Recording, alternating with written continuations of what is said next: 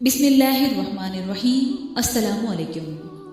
حضرت عمر بن خطاب رضی اللہ تعالیٰ عنہ کی ایک چھوٹا سا واقعہ۔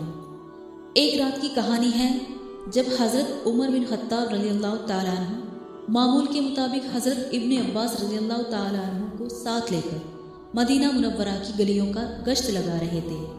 رات کافی ہو چکی تھی، مکانوں اور خیموں کی روشنی بند ہو چکی تھی۔ مدینہ منورہ کے لوگ گہری نیند سو رہے تھے، مگر ایک پھٹے پرانے خیمے میں ابھی تک چراغ جل رہا تھا اور دو عورتوں کی باتیں کرنے کی آواز آ رہی تھی۔ عورتوں میں ایک ماں تھی اور دوسری اس کی بیٹی۔ ماں بیٹی سے کہہ رہی تھی، دودھ بیچ کر جو پیسہ تو لاتی ہے وہ اتنے کم ہوتے ہیں کہ بڑی مشکل سے چلتا ہے۔ میں جب تیری عمر کی تھی تو دودھ میں پانی ملایا کرتی تھی اور بڑے آرام سے گزر بسر ہوتا تھا۔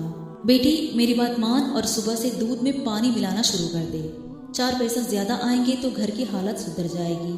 بیٹی ماں کو ٹوکتے ہوئے کہتی ہے، ماں توبہ کرو، کیسی باتیں کرتی ہو۔ آپ کو سمجھاتے ہوئے کہنے لگی، ماں جب تم دودھ میں پانی کی ملاوٹ کرتی تھی تب اس وقت تم مسلمان نہیں تھی۔ الحمدللہ اب ہم مسلمان ہیں، ہم دودھ میں پانی نہیں ملا سکتے ہیں ماں بولی، آخر اس میں حرج ہی کیا ہے؟ دودھ میں پانی ملانے سے اسلام پر کون سی آنچ آ جائے گی؟ بیٹی ذرا سخت لہجے میں بولی، اماں تمہیں کیا ہو گیا ہے؟ کیا تم بھول گئی ہو ہمارے خلیفہ حضرت عمر بن خطاب رضی اللہ تعالیٰ عنہ کی ہدایت کے مطابق دودھ میں پانی بالکل نہیں ملایا جا سکتا۔ ماں نے جواب دیا، بیٹی کیا خلیفہ نہیں جانتے کہ ہم جیسے غریب اگر دودھ میں پانی ملا کر نہیں بیچیں گے تو 2 وقت کی روٹی کیسے حاصل کریں گے؟ بیٹی نے اپنا فیصلہ سناتے ہوئے کہا، ہے میری اماں، اس طرح حاصل کی ہوئی روٹی حلال رزق نہیں ہے۔ میں مسلمان ہوں اور کوئی ایسا کام نہیں کروں گی جو خلیفہ کی ہدایت کے خلاف ہو اور اسلامی تعلیمات کے بھی خلاف ہو۔ ماں نے پھر سے بیٹی کو سمجھانا چاہا کہ یہاں کون سے خلیفہ بیٹھے ہیں، جو دیکھ رہے ہیں انہیں تو کانوں کان خبر نہیں ہوگی۔ اب تم سو جاؤ، صبح صبح میں دودھ میں پانی ملا دوں گی۔ بیٹی تڑپ کر کہنے لگی، اماں نہیں، بالکل نہیں، خلیفہ نہیں دیکھ رہے ہیں تو کیا ہوا، اللہ تو دیکھ رہے ہیں نا۔ اس کے بعد خیمے میں خاموشی چھا گئی، چراغ بجھا دی گئی اور ماں بیٹی دونوں سو گئی۔ دوسرے دن صبح ہوتے ہی امیر المومنین حضرت عمر ابن خطاب رضی اللہ تعالیٰ عنہ نے ایک شخص کو دودھ خریدنے کے لیے بھیجا۔ جب وہ شخص دودھ لے کر آیا تو آپ نے دودھ کی تحقیق کیا تو دودھ بالکل صحیح تھا، اس میں پانی کی ملاوٹ بالکل نہیں تھی۔ حضرت عمر ابن خطاب رضی اللہ تعالیٰ عنہ اپنے رات کے ساتھی حضرت ابن عباس رضی اللہ تعالیٰ عنہ سے پوچھا کہ ایسی نیک کردار اور اللہ سے ڈرنے والی لڑکی کے لیے کیا انعام ہونا چاہیے؟ حضرت ابن عباس رضی اللہ تعالیٰ عنہ نے رائے دی، کم سے کم 1000 درہم انعام میں دینے چاہیے۔ حضرت عمر ابن خطاب رضی اللہ تعالیٰ عنہ نے حضرت ابن عباس رضی اللہ تعالیٰ عنہ کو مخاطب کرتے ہوئے فرمایا، ایسی نیک اور پاک سیرت لڑکی کی ایمانداری کو سکوں میں نہیں تولا جا سکتا۔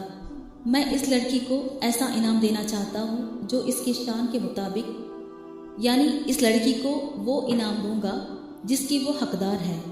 ماں اور بیٹی کو حضرت عمر کے دربار میں بلایا گیا اور رات کا پورا واقعہ انہیں پھر سے سنایا گیا۔ ماں کے چہرے پر مایوسی آ گئی اور شرمندگی سے اپنا سر نیچے کر لی اور بیٹی کا چہرہ صداقت کی نور سے جگمگا اٹھا۔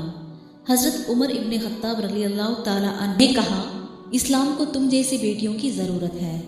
پھر حضرت عمر نے کہا، مسلمانوں کا خلیفہ ہونے کی حیثیت سے میری خواہش ہے کہ میں تمہیں اپنی بیٹی بنا لوں۔ حضرت عمر رضی اللہ تعالیٰ عنہ کے 2 بڑے بیٹے حضرت عبداللہ اور حضرت عبد الرحمن کی شادی ہو چکی تھی، مگر آپ کے تیسرے بیٹے حضرت عاصم کی شادی نہیں ہوئی تھی۔ حضرت عاصم قداور اور حسین شخصیت کے مالک تھے، اپنے وقت کے اچھے شاعر اور عالم تھے اور اسلامی اخلاق اور سیرت کا نمونہ تھے۔ اس کے بعد اس نیک سیرت لڑکی کا نکاح ان کے ساتھ کر دیا گیا۔